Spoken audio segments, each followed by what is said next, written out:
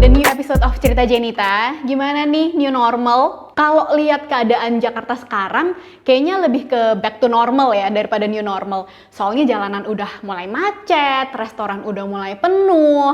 Tapi kalau buat kerjaan, gue ngerasa banget sih new normalnya. Soalnya kan pesta belum boleh rame-rame tuh ya, kayak maksimal 30-50 orang.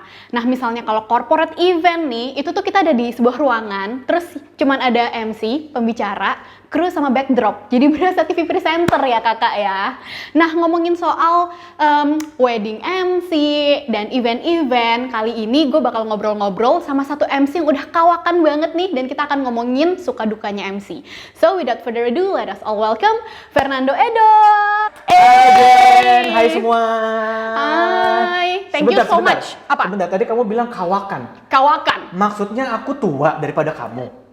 Hah? Aku tersungging loh nih, tersungging. Kawakan itu tuh memulainya lebih dulu begitu. Gimana nih Papa? Baik Jen, apa kabar Jen? Baik juga puji Tuhan. Gimana? Gimana PSBB kemarin? Udah mulai MC belum Bentar, sekarang? PSBB itu pelajaran saya waktu SD ya? Oh itu PSBB ya? Oh beda angkatan. Kalau dia Iya, nggak gue tahu, dia bingung, dia diem berarti nggak tahu. PSBB Jen, oke. Saat ini kan kalau gue kan kelas online nih di Talking ya. Jadi gue masih aktif di kelas online, tapi untuk MC kayaknya harus rehat dulu sejenak. Iya, sama sih Pak. Gue tuh baru bulan ini. Baru bulan MC ini? fisik, MC Wedding. fisik. Sangjit, engagement. Sangjit, that's good. Iya. Kayaknya bulan depan kali ya baru mulai. Udah mulai pelan-pelan Sedikit, ya, karena banyak yang reschedule, banyak yang postpone, larinya tuh ke ber. Bener Ya, banget. Starting September ya, bener. Iya, terus kita mabok nggak sih tahun depan?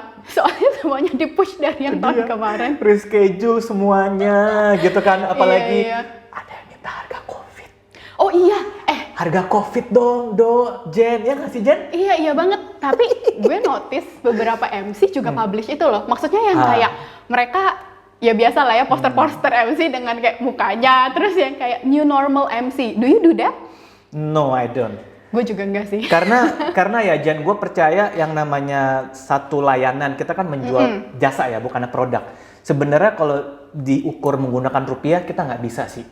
Kenapa yang si A mahal banget, yang B itu murah banget? Karena nggak ada patokan, nggak ada ukuran. Yes. Karena sekali lagi semua hak masing-masing untuk memberikan harga dari diri sendiri. Seperti itu sih. Jadi kalau misalkan gue ngelihat ada teman-teman MC yang MC new normal, harganya sekian, saya rasa itu hak teman-teman semua sih. Tapi kenapa saya nggak melakukan itu? Kenapa gue nggak ngelakuin itu? Karena biar penasaran aja sih sebenarnya. Biar kalau mau kontak kita ya langsung. Iya, bener. Sebenarnya kalau gue pribadi, gue juga ada diskon lah. Saya nggak bilang potongan harga berapa rupiah, tapi adalah diskon gitu. Tapi berapa? Boleh hubungi lebih lanjut. Ada Edo dan Jenita di bawah sini. Nanti gue tulis ya handle IG-nya ya. Nah Dok, tapi gimana Jen? pas kemarin PSBB, apakah lu melakukan jualan-jualan yang lain gitu? Seperti beberapa teman-teman kita juga F&B, gila itu tiba-tiba semuanya jadi chef dan jualan kan. Do you do that as well? Apa fokus ke pengembangan diri gitu? Self development ya? Yes. Iya. Yang mana? Gua jualan kue kering. Oh ya. Gue sempat jualan tahu kue sih? kering. Ya karena kan gue sombong. Gue kan nggak gitu. taruh di sosial media. Gue sombong. Hati-hati teman-teman, jangan follow gue. Jadi sebenarnya gue itu cuma melihat satu peluang gitu kan. Karena aduh gue mau ngapain lagi. Mungkin nih sama kayak teman-teman, sama kayak Jen juga ya. Daripada kita tidak melakukan sesuatu, lebih baik kita do something. Mau itu ada rupiah atau enggak, at least we do something. Iya, pokoknya kita stay produktif. Stay produktif buat kita pribadi. Terus apa lagi? Kalau new normal selain jualan kue kering, kelas online juga, sama olahraga. Wow. Olahraga juga, iya dong. Karena ya, nih Jen, gue lompat sedikit nih, boleh nggak gue lompat sedikit? Boleh. Tadi kan ngomongin suka duka, gue pengen ngomongin dukanya nih. Kalau misalkan gue ditanyain, Dok, lu dukanya apa sih nge-MC wedding? Dukanya tuh cuma satu, Jen. Gue tahu kayak apa. Apa? Makan. Iya. Harus jaga makan, karena kalau nggak jaga makan, bukannya physical distancing, tapi button distancing akan just. Jadi ini satu kancing ke kancing yang kedua tuh nggak ketemu. Aduh, tapi gue juga loh Dok. Gue beneran dalam PSBB ini, gue malah diet ketat, seketat-ketatnya. biar kalau nggak ya, Bo, nanti gaunnya gimana ya? Nah, oke, ngomongin soal nge-MC ini. Lu tuh udah berapa lama sih dong nge-MC?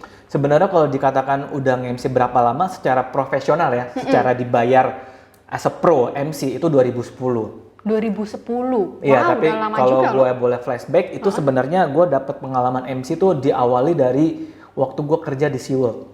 Hah, lu Baru kerja tahu di kan lo? Jadi 2006 teman-teman, 2006 ke 2007 itu kan Lu gua jadi nge-MC yang lumba-lumba gitu ya? Enggak lah, enggak bercanda. Nggak, bener. Serius? Jadi ya teman-teman ya, Jan, gue waktu itu kan 2006 ke 2007 gue sempat postpone kan. Jadi gue kuliah postpone 3 tahun. Oh. Because of financial problem kan. Jadi aduh ngapain ya, masa gue main game gitu kan. Masa gue cuma di rumah doang. Alhasil di tahun pertama gue ketemu sama temen gue yang sekarang udah jadi mantan pacar alias istri gue, yaitu dia ngajak gue kerja di SeaWorld. Dok, ngapain udah di SeaWorld aja? Ngapain sih kerjanya? Kasih makan lumba-lumba ya, gitu kan? Atau kasih minum susu duyung atau dugong? Ya udahlah, deket juga kan waktu itu kan di Ancol, rumah gue di Sunter. Jadi gue ambil dan ternyata berlangsung setahun, Bo. Jadi selama setahun itu gue diajarin secara nggak langsung ya, otodidak, bagaimana kita berbicara di depan umum. Iya dong, karena kan title gue Education Guide. So I have to explain all entire habitat inside the SeaWorld.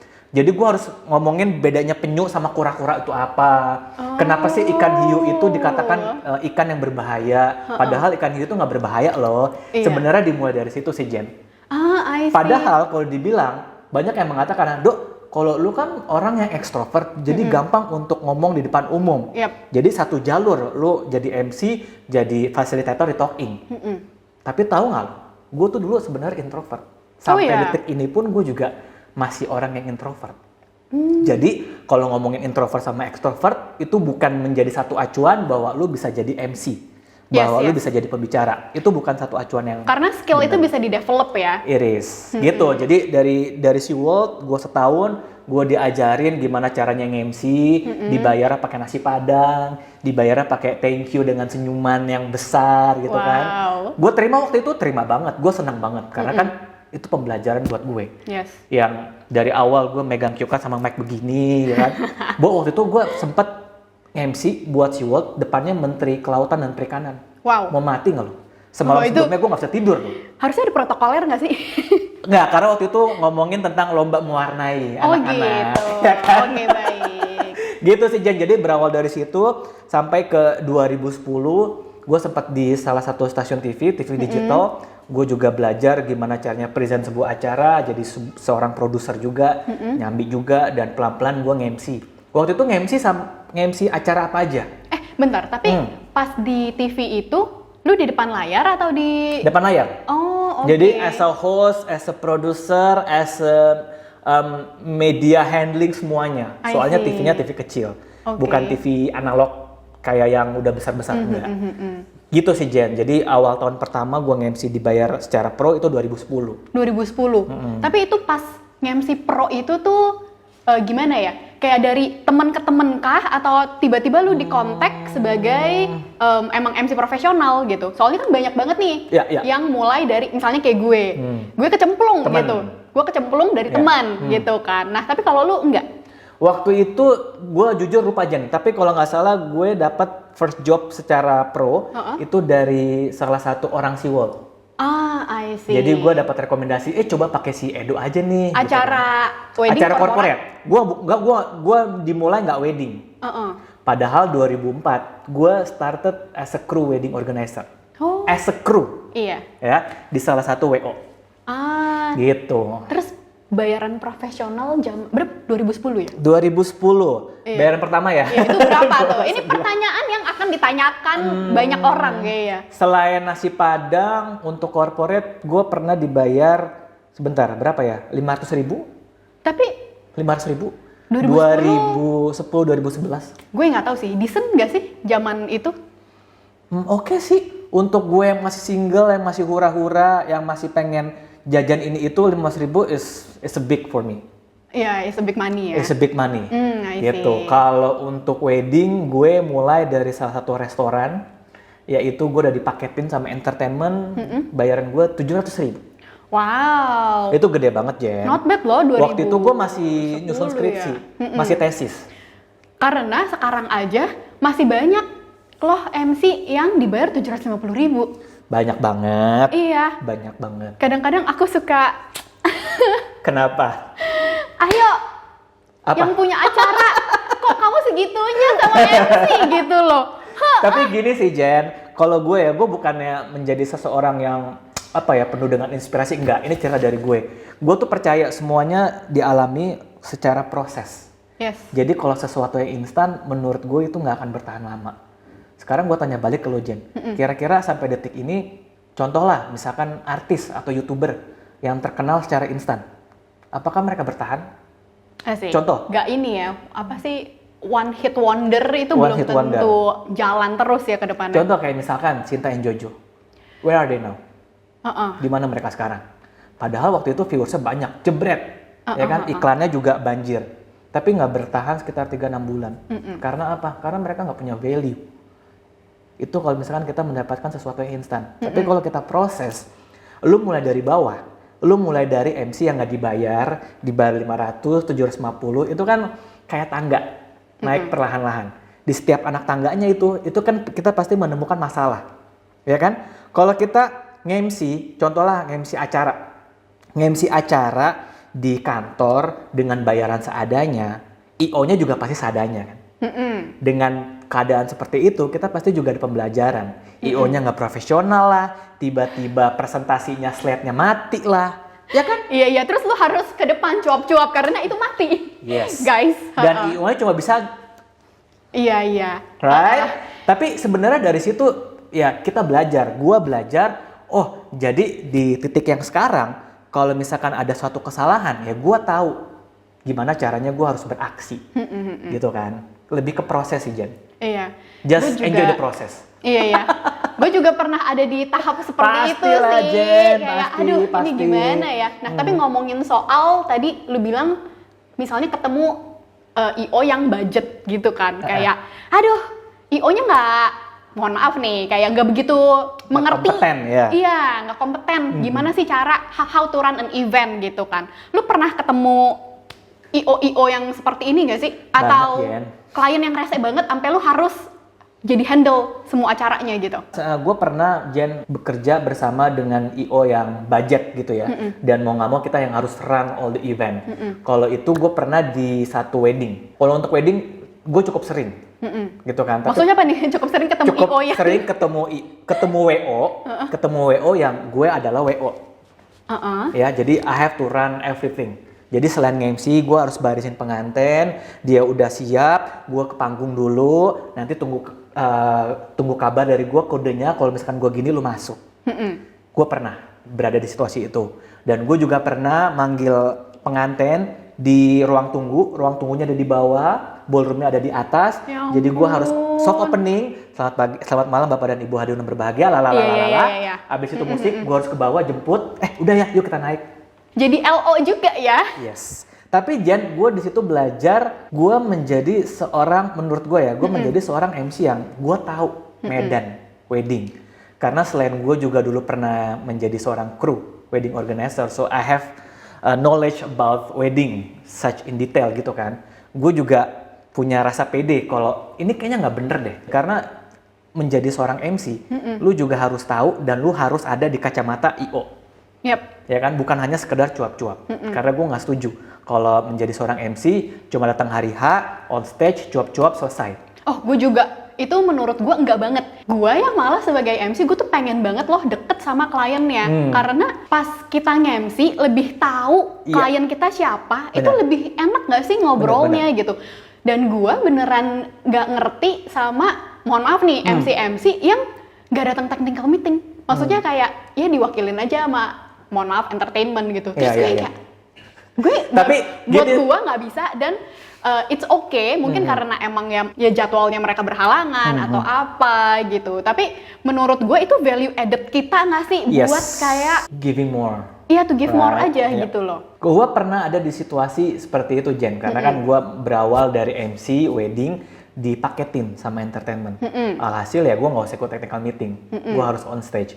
Kekurangannya ya gue nggak bisa menjiwai pengantin gue tuh orangnya kayak gimana. Yes. Rundown cuma dikasih, titik. Dan pada saat itu gue cuma berbicara, it's all about quantity. Gue pernah hari Sabtu atau Minggu, Sabtu, gue pernah nge-MC pagi, siang, sore. Gila. Lantai 3, lantai 2, lantai 1. Gue hajar semua. Ya, tinggal gue kaliin per bulan dapat cing, selesai. Iya. Ya kan? Tapi sekali lagi proses. Gue mau naik tangga berikutnya nih. Ya kan? Contoh kayak misalkan gue mau naikin harga. Otomatis gue harus ada extra miles dong. Yep. Jadi gue harus attend yang namanya technical meeting. Ya, otomatis yang namanya quantity akan sedikit berkurang. Tapi kita berikan Kualitas lu kualitas. bertambah. Harus bertambah. Gitu sih, Jen. I see. Nah, tapi Dok, misalnya ngomongin wedding gitu kan. Udah lama nih berkecimpung di dunia wedding gitu kan.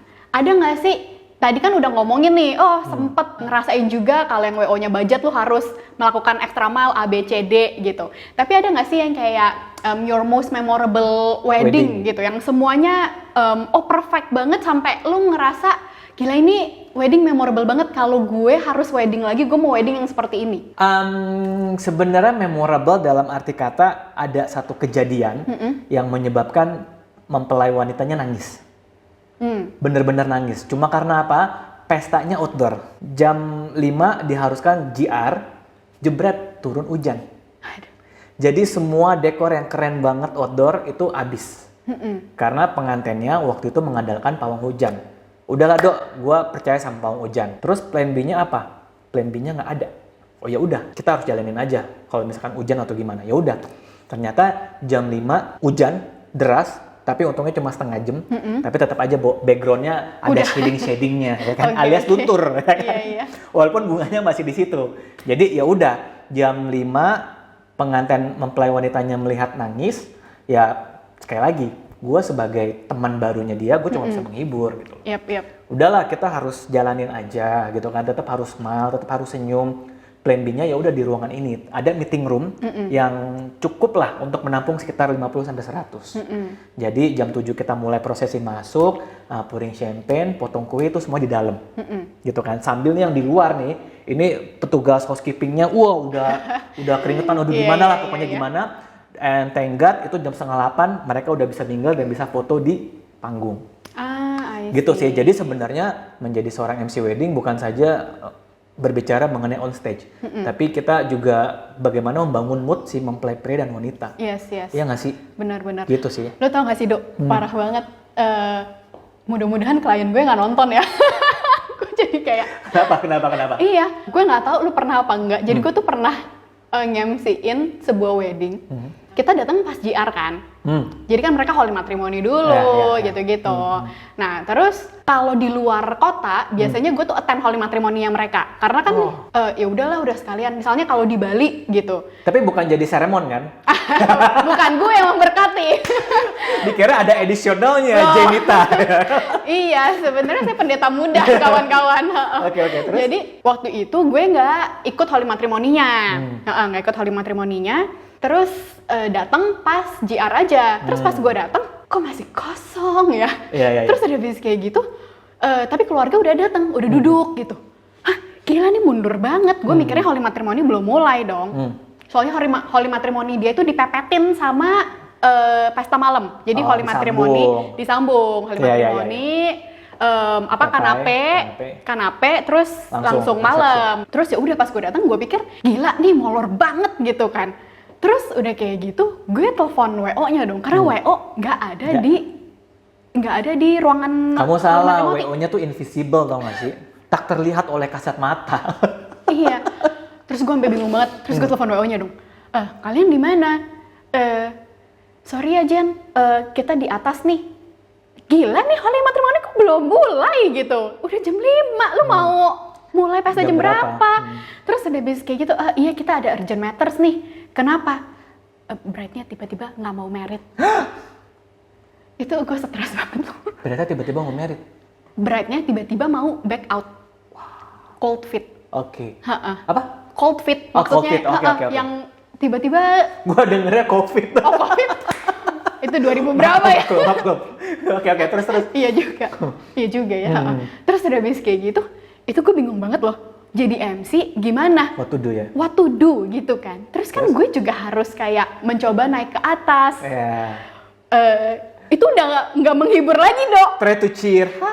Itu iya, sampai bingung gitu kan. Tapi bener kata lu, maksudnya kita sebagai MC kita nggak cuman ngomongin soal uang. Maksudnya kan ada beberapa ya udah lo nggak jadi merit, yang penting gue udah full payment. Yeah, that's it. Nggak jadi ya udah gue pulang gitu. I'm sorry for you tapi udah gue pulang gitu.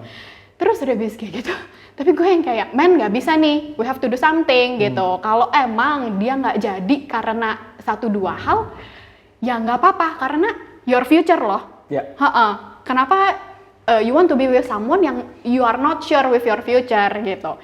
Tapi misalnya kalau kita meyakinkannya pun kan nggak demi pestanya jadi doang dong. Maksudnya kita meyakinkannya demi ya future lu nih gitu. Terus lu tau nggak, kita sama WO-nya sampai yang kayak gini loh. Enggak lah. Oh, enggak jadi konseling ya? Kita konseling. Jadi guru BP. Oke.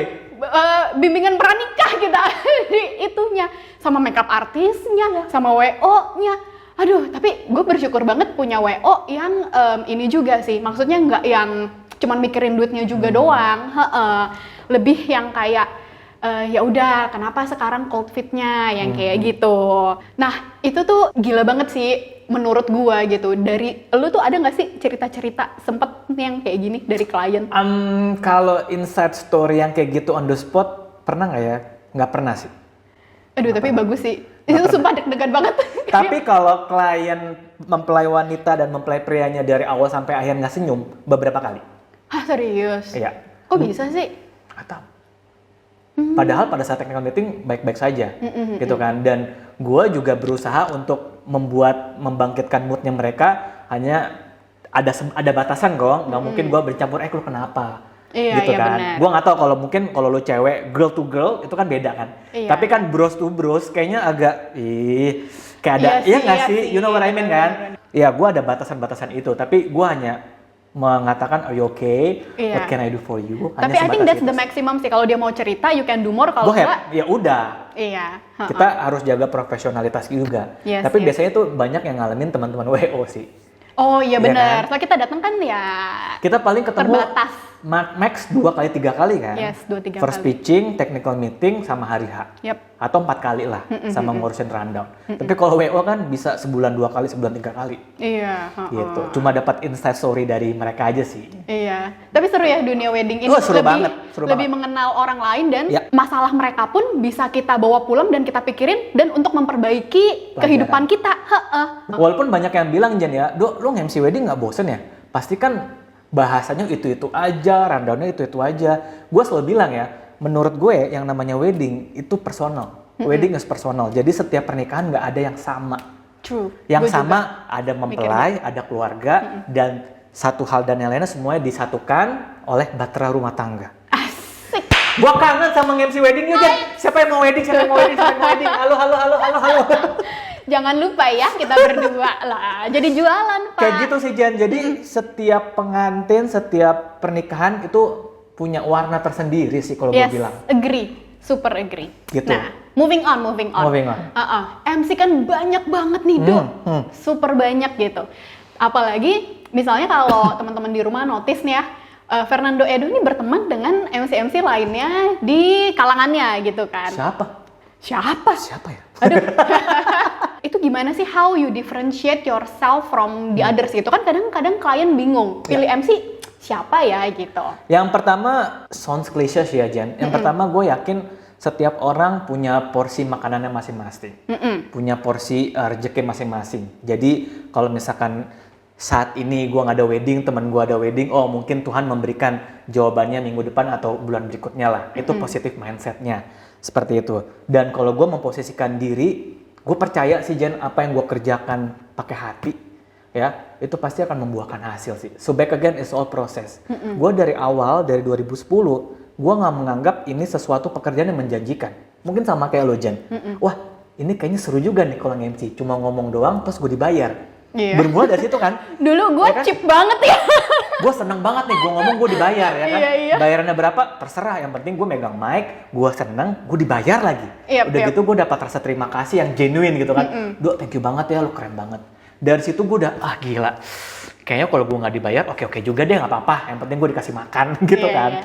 Jadi berawal dari situ sih Jen. Dan gimana gue memposisikan diri gue ya ketika gue bekerja menggunakan hati pasti ada sesuatu yang lebih di kemudian hari. Kalau kita bekerja menggunakan hati pasti kita nggak hitung-hitungan Jen. Iya kan? Entah mau technical meeting sampai malam, entah itu mau photo session sampai jam 11 ya itu kan responsibilities kita, responsible kita di situ. Jadi dengan attitude yang baik, dengan attitude yang nice gitu kan, menjadi MC yang nggak rese.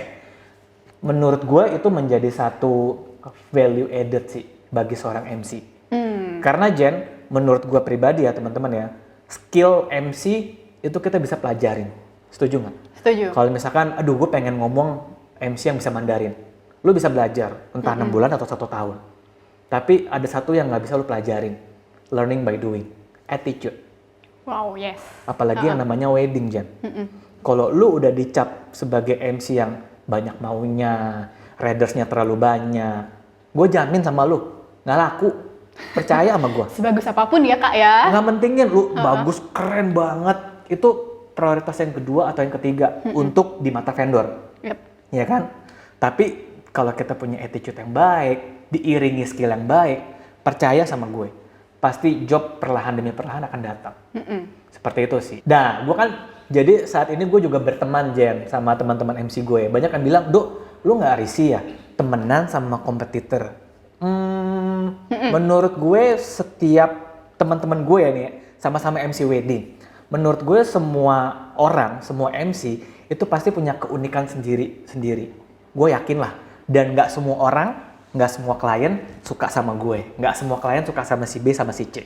Iya, ya kan? Kembali lagi cocok-cocokan ya? Cocok-cocokan. Jadi ya porsi setiap orang masing-masing beda-beda lah. Rezeki udah ada yang ngatur. Iya. Beneran deh. Tapi sekali lagi, kalau misalkan lu bekerja apapun itu pakai hati, lu selalu nggak hitung-hitungan, pasti ada rupiahnya. Walaupun itu proses ya. Dan panjang atau pendek itu teman-teman semua yang mengalaminya. Entap. Gitu. Nah, Dok, kok bisa jadi fasilitator di Talking? Wah, ini sebenarnya Jen, gue bisa ngomong anugerah, bisa juga is such a bless. Karena jujur Jen, waktu di 2014-2015, gue sempat mau belajar di Talking. Karena di Talking itu menurut gue adalah sekolah atau lembaga yang kredibilitas. Siapa sih nggak pernah tahu Mas Erwin? Saya pun lulusan Talking. Kita ini nggak sih? Reuni. Tapi ya. Kita dapet, abis ini kita kasih ke Bubek, terus ada biskuit biar gue bisa dapet. Nanti tag ke Erwin Parengkuan sama Bektum. Ya? Gitu ya, oke. Jadi pada saat itu gue pengen banget belajar gitu kan, gimana sih untuk menjadi seorang MC profesional, tapi karena memang tidak ada keuangan yang memungkinkan, akhirnya ya udah gue memutuskan untuk nanti aja deh. Tapi gue pernah di 2016 pernah bareng sama Mbak Becky, MC wedding, and she's such a really nice person. Jadi bener-bener gue bukannya peres ya, karena gue kerja di Talking dan dia adalah founder, enggak. Tapi menurut gue, apa yang gue lihat di Instastory-nya Bektum, pada saat itu Pet kan, apa yang gue lihat personalnya Bektum Mewu di Pet, itu sama realitinya tuh sama. Jadi ya dia bener-bener orang yang suka senyum, bener-bener orang yang ramah, walaupun dia tahu gue adalah MC baru pada saat itu, baru pertama kali tandem gitu loh. Tapi seiring berjalan waktu 1-2 tahun masih keep kontak juga. Akhirnya gue ditawarin, mau nggak Dok jadi fasilitator di Talking? Hah? Maksud Mbak Bek, gue jadi guru? Iya, nggak apa-apa, kan kamu udah ada pengalaman. Jujur, Jen, gue nggak tahu gue mau lompat, gue mau terjun dari gedung, saking senengnya gitu kan. Karena nggak terpikirkan Jen, gue tiba-tiba bisa menjadi fasilitator di Talking. Tapi lu percaya atau nggak? Di 2010 sampai sekarang, gue masih simpen beberapa cue card. Karena di awal-awal karir gue nge-MC, gue tuh punya goal. Someday gue mau sharing sama orang-orang yang mau belajar MC, gimana sih caranya bikin cue card. Wow. Beneran gue nggak bohong. Jadi kalau di kelas MC, kalau role play-nya ngapain, gue bagi cue card gue yang udah pernah gue nge-MC, lo nge-MC gimana? Nanti gue review gitu. Wow, percaya atau enggak ya, tapi gue beneran ada cue card dari 2011. Tapi kan gak banyak orang bisa nge-MC, bisa ngajar Dok. Berarti lu di-train dulu gitu ya sebelum jadi fasilitator, atau emang teaching is one of your passion as well? Jadi yang ngalir aja sama kayak MC gitu. I don't know, teaching is one of my passion. Tapi di tahun ke-7 ke-8 gue udah punya pendirian, oke, kayaknya MC ini bisa menjadi salah satu main job gue. Lu tahu dulu gue cita-cita gue mau jadi apa? Apa? Pilot. Wow. Saya dulu mau jadi pramugari. Emang itu kayak cita-cita bocah deh. Cuma gara-gara mau apa? Mau? Sama-sama. Gue tuh suka banget cium bau pesawat. Serius loh? Yo Allah Jen. Cium bau pesawat tuh kayaknya mau jalan-jalan. Kayaknya happy gitu ya. Happy aja gue. Gitu sih Jen. Jadi kalau MC di tahun ke-8 gue berkarir, ya udah gue kayaknya mau jadi salah satu main job gue nih gitu kan. Dan di tahun ke-8 kan gue juga baru ngajar kan. Kayaknya seru juga nih, walaupun aduh teman-teman yang gue ajarin percaya nggak sih sama gue gitu kan, karena kan siapa gue gitu kan. Tapi seiring berjalannya waktu 2 tahun gue ngajar, dan di awal tahun ini gue diangkat jadi main facilitator di Talking. Wow, main facilitator guys. Main. Learning by doing sih Jen. Jadi bener-bener gue tuh orangnya ngoyo banget, lebih ke perfeksionis kali ya. Kalau sebelum gue nge-MC sehari sebelumnya gue pasti bikin cue card, gue juga pasti mikirin kata-katanya apa, walaupun gue udah tahu kata-katanya apa. Iya. Tapi I want something new. Iya, gue juga. Gue kan orangnya, aduh, ini kok vocabnya ganti terus dikit vocabnya ganti apa dikit. kek gitu. Ya kan, kayak misalkan opening, kayaknya kalau selamat malam Bapak dan Ibu, udah it's so last year, ya nggak sih? Kalau kita lebih ngomongin quotes yang simple, kayaknya lebih oke deh, cocok deh, gitu sih Jen. Dan sesuaikan sama couple-nya juga gitu-gitulah ya. Oke Dok, last remarks untuk teman-teman yang mau jadi MC. Apa nih tips-tipsnya selain belajar ke Talking? Oke. Dia udah begitu.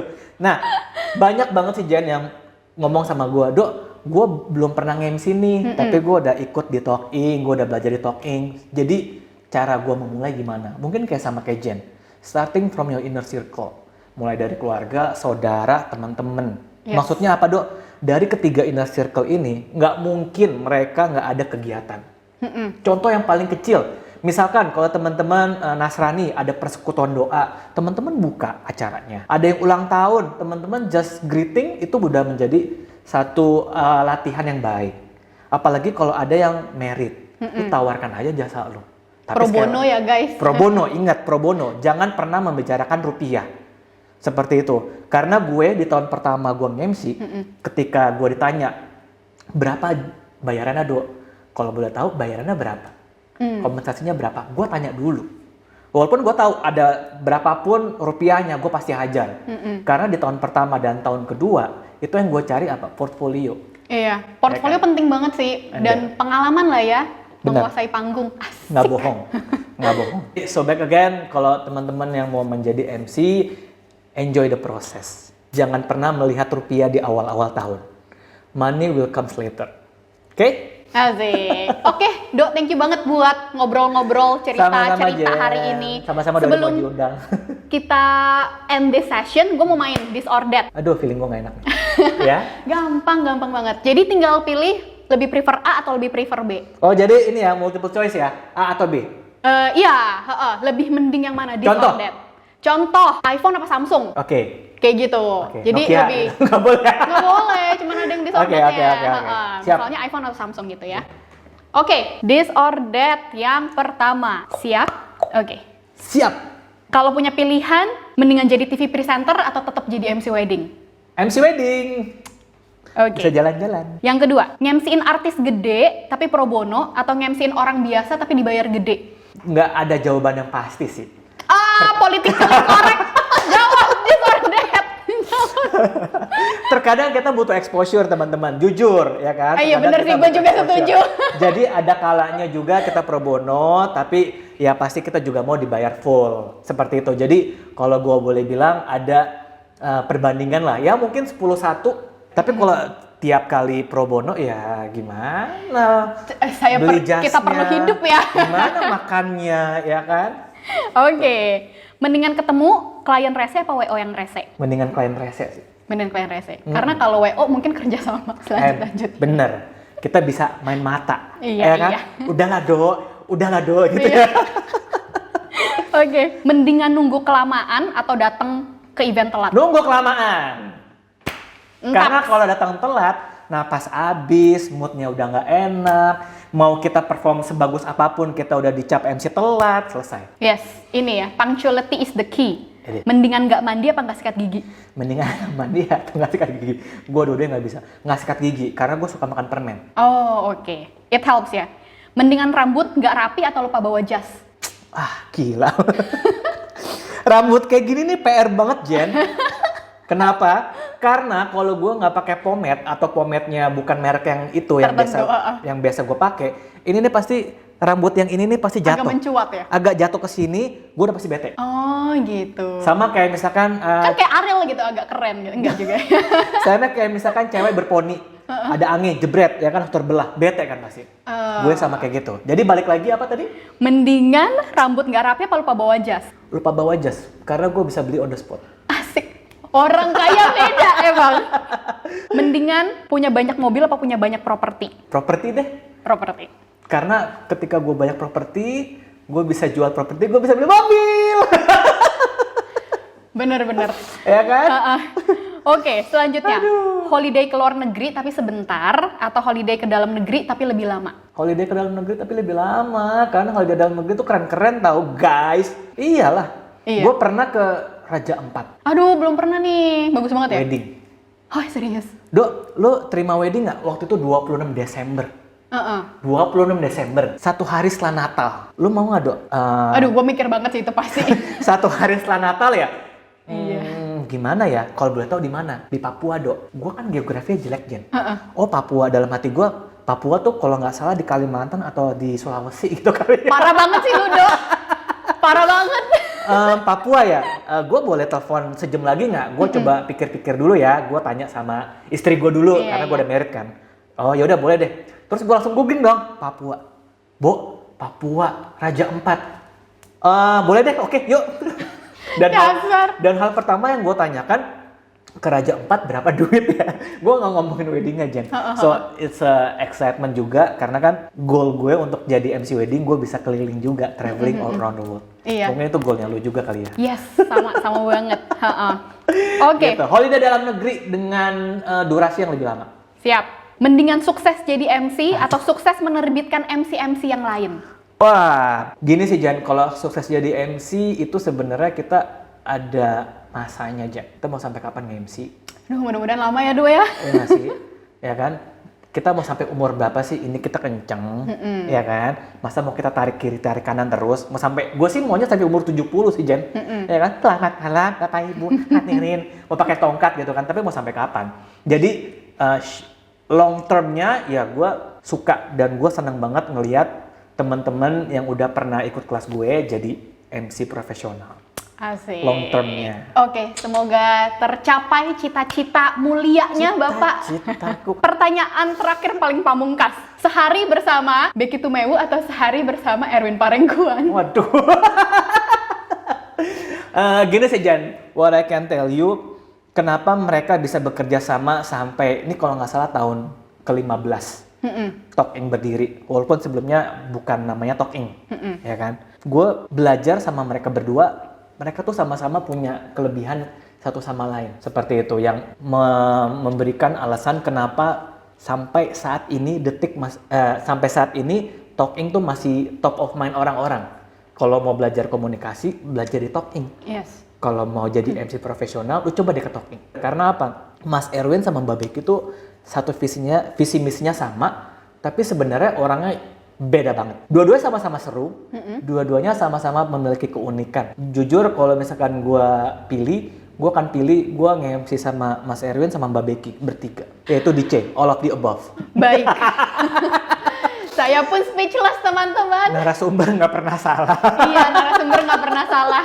Gue hanya ini aja ya, menyampaikan luar biasa sekali jawabannya. Bapak Fernando Edo, mudah-mudahan Mbak Becky dan Mas Erwin bisa melihat ya, Edo ini nih sangat value Talking dan sangat value kalian berdua. Tapi Jan, tau gak sih Jan? Ketika gue ada gathering, ketika kita meeting sama-sama internal di Talking, ada salah satu pertanyaan, Dok, lo kenapa mau gabung di Talking? Jawaban gue ini yang membuat seluruh isi Talking jadi tahu dan jadi ketawa. Apa? Kenapa sih udah ke talking? Karena gue tahu Mas Erwin sama Mbak Becky doyan makan. Jadi kalau ada setiap acara nggak mungkin makanannya nggak enak. Jadi di saat itulah gue pilih talking. Tapi gini Jen, ketika kita memulai seseorang, ketika kita menilai seseorang, apalagi itu kita menilai founder kita atau kita menilai pimpinan kita. Kalau gue pribadi ya, gue akan menilai orang tersebut royal atau tidak itu dari mana? Dari makanan sih Jen. Karena gue pernah bekerja di salah satu perusahaan Markom, orang Singapura gitu kan. Setiap kali ada acara itu pasti makanannya ditaker. Maksudnya ditaker, Dok, nggak boleh lebih dari 300.000. Alhasil cuma ada jajanan pasar. Dari situ gue mulai perhitungan banget ya kalau soal makanan ya. Tapi memang mungkin kata-kata lebih baiknya adalah ketika founder memvalue subordinate-nya juga pasti akan memvalue balik ke founder-foundernya. Oke, guys. Terima kasih sekali lagi, Dok, Sama-sama buat aja. waktunya hari ini. Thank you banget udah meluangkan waktu setelah ngajar dan ngobrol-ngobrol di Cerita Jenita. I really hope this conversation ada some positive message, ada message yang bisa di take away juga buat teman-teman sekalian, buat teman-teman yang mau jadi MC kayak kita. Asik, sombong banget gue. Terus bersemangat ya, karena gue juga percaya proses is the key dan never stop learning pokoknya ya guys. So, thank you buat dengerin Cerita Jenita. See you in the next episode. Stay healthy everyone, dan kalau ke tempat rame jangan lupa pakai masker. Oke? Dadah!